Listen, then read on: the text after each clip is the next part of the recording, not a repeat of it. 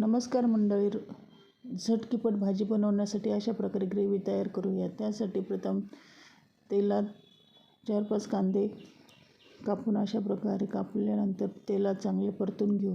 कांदा लाल झाल्यानंतर वरून टोमॅटो कापून टाकू. कांदा चांगला परतून घेऊ. नंतर अशा प्रकारे भिजून घेतलेले काजू तेलात तळून घेऊ. मगच बी काजू भिजून असे तळून घेतल्यानंतर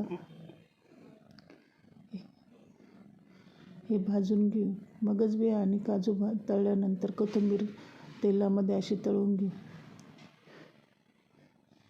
हे सर्व मिश्रण वाटून घेतल्यानंतर लसूण खोबरे तेलामध्ये परतून घेऊ. त्याच्यात वाटलेले हे सर्व मिश्रण ओतून घेऊ.